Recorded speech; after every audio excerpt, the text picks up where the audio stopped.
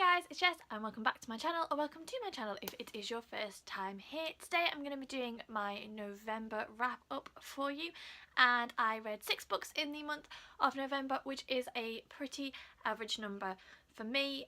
4 of those books were written by Leigh Bardugo. I was having a little bit of a Leigh Bardugo loving this month, and the rest were a pretty mixed bunch, so let's just jump straight in.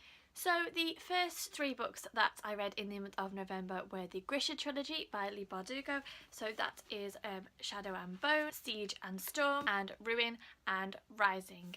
So I'm going to talk about the first book, Shadow and Bone, to start with, because this is probably the book that I liked the most out of all 3 books. I gave this one a 4-star and I gave the other 2 a 3-star review. So the reason that I picked up the Grisha trilogy is because I really wanted to read Crooked Kingdom, which is the second and final book in the Six of Crows duology by Leigh Bardugo, and I read Six of Crows in the summer and absolutely adored it. And I had heard that there was some crossover between the characters in these books and the characters who come up in Crooked Kingdom, so I wanted to make sure that I'd read these books so that I was kind of fully appraised, if you like, of the characters and the background to this world, because it's all set within the same world.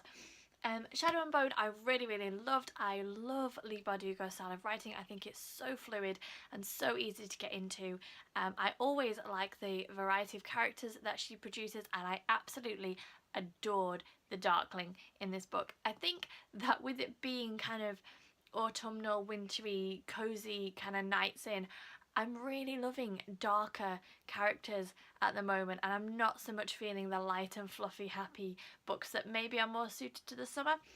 I don't know, but I absolutely loved the Darkling in this. So these books basically follow the story of Alina, who is an orphan, and she has grown up in an orphanage with her best friend Mal, and when they get to their late teens they go and serve in the King's Army together. Alina is a cartographer and Mal is a tracker, and they live in a country called Ravka, and across the middle of Ravka there is this kind of dark shadowland called the Fold, which people tend not to cross. So it's kind of a scar across the land that has cut the country in two, and Alina and her department are told that they've got to cross the Fold, and it's whilst they're crossing the Fold that something happens, and Alina somehow summons this amazing dormant power that she never knew that she had, and it transpires that she is a Grisha, and she is immediately picked up by the leader of the Grisha army, the Darkling, and he wants to try and persuade her to join the army and use her powers, because she's not just any Grisha, she is the Sun Summoner, an incredibly powerful Grisha. So that's kind of the basic backstory to the entire trilogy. It's about Alina discovering her power, discovering who she is, but holding on to who she was before, if that makes sense. I absolutely loved this book. It was a real solid 4-star read for me. I loved the characters, I loved Leigh Bardugo's writing, and yeah, as I said, I really liked the Darkling. I didn't like the other 2 books so much, and I'll try not to say anything that would be particularly spoilery because obviously they are sequels, but I just didn't like the turn that the story took. It became much more of a romance story for me and less of a fantasy story for me. And I know that there are often romantic storylines within fantasy books, but I just felt like the whole thing became geared up to less about Alina's power and her place in the world and more to who she was going to end up being with. And by the time we got to the end of the 3rd book, I had just literally had enough of reading about Alina and her romantic woes, and I just thought that the ending was just really I really didn't like it.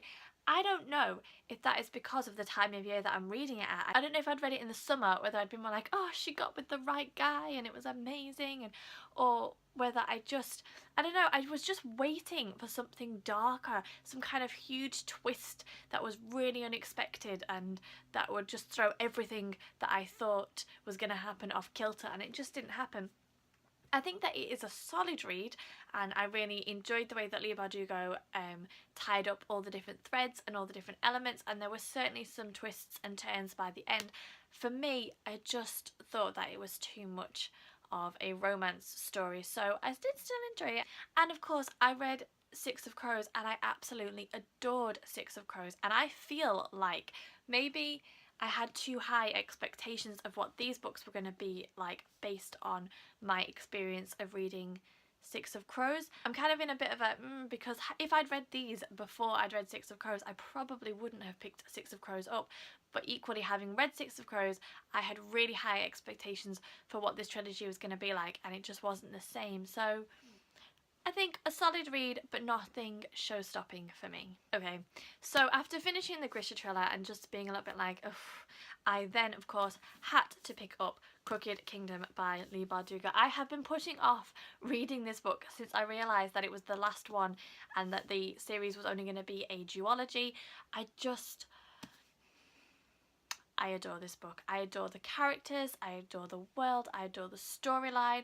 There is nothing that I don't like about this book other than the fact that it just isn't going to continue, and Leigh Bardugo hasn't confirmed whether she's even going to write any more books set in this world, and that just... I read this book so slowly because I just didn't want it to end, and now I wish I could go back to the beginning and reread it like it's the first time that I'm reading it.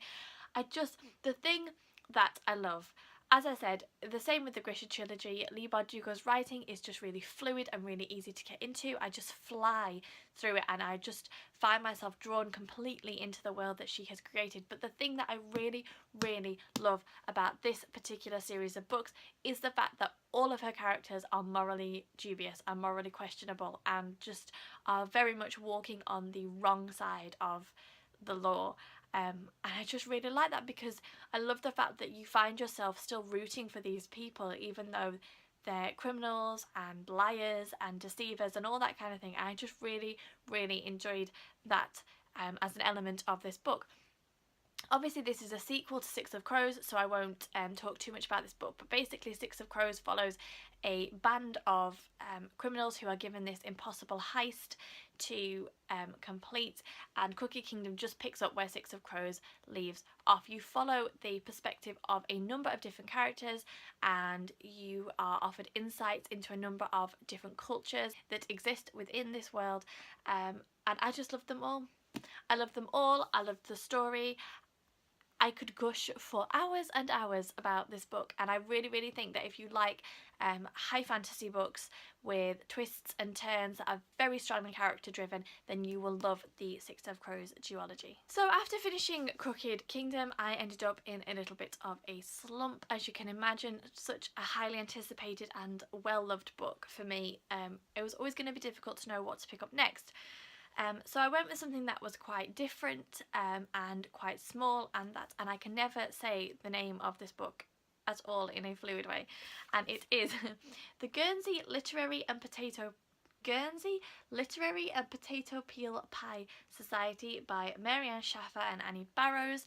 I heard about this book from Katie from Life Between Words. She mentioned it quite a while ago actually, and I picked up a second-hand copy and have been meaning to pick it up, and it's such a short book that I've kind of just always skimmed past it, but having followed Crooked Kingdom I just wanted something a little bit different. So basically this is written in the style of letters, which I found really, really interesting, and it's set during 1945, just after the conclusion of the Second World War, and it basically follows a young journalist who is living in London and who has kind of hit a little bit of a writing block or stumbling block, and she comes across this story about this literary society that was taking place during the war on the island of Guernsey during the German occupation. And so she writes to them and asks them whether she can interview them, and so a series of letters go backwards and forwards, and then she goes over to Guernsey and kind of spends some time with the people, and it was just a really fascinating insight into the type of experience that the people of Guernsey had during the German occupation. And it's not something that I have read anything about before. I studied the two world wars quite extensively in school and in college. It's a time in history that I am particularly interested in. So I obviously knew that Guernsey was occupied by Germany, but I've just never read anything about it, and it was just really, really fascinating. And I know that this book has had quite mixed reviews on Goodreads, with some people saying that they just really didn't enjoy it, and some people saying that they loved it. And for me, it was less about the plot and the storyline and more about an insight into a time in history that I am not massively familiar with. And for me, that was what really drove it. That's what made me give it 5 out of 5 stars. I just thought that it was really insightful and really fascinating, and it made me want to learn more about this particular period and this particular experience. I just thought this was a really quick, easy, insightful read, and I gave it 5 out of 5 stars. And then again, the final book that I read was just kind of a light-hearted read, and that was The Year of Taking Chances by Lucy Diamond. This is just one of those contemporary women's fiction books that just is what it is. It's about 3 women who are thrown together by a series of circumstances, and each one has to kind of go on their own journey to discover who they are. I gave it 3 out of 5 stars. It wasn't anything mind-blowing, it wasn't anything complex, it was very easy, very quick. You have 3 women who kind of meet on New Year's Eve, and they're kind of all excited and looking forward to the future, and then each one kind of goes through a trying time and they bond together, and everyone comes out having had a happy ending. And then the final book that I'm kind of halfway through at the moment is Heartless by Marissa Meyer. I'm hoping to get this finished in the next couple of days, and I'm loving it. I don't have much more to say at the moment. I'm really, really enjoying it. It isn't quite what I was expecting. It's not quite the take on the Alice in Wonderland story that I was expecting her to kind of write, but I'm enjoying it nonetheless, and I will have my full series of thoughts in my wrap up. So there you go, they are the books that I read during the month of November. Kind of a mixed bag. I'm gonna probably do some more Christmas related videos in the next couple of weeks. We're taking part in Vlogmas, which I'm very excited about, so there will be a little bombardment of daily videos from me, so please stick with me and check those out if you're interested in the festive things that we've been getting up to this month. But for now, thank you for watching. Please let me know any books that you have read and loved in the month of November. I always love to chat with you guys about books. Don't forget to subscribe to the channel for more content and give me the thumbs up if you enjoyed this video, and I will see you all soon.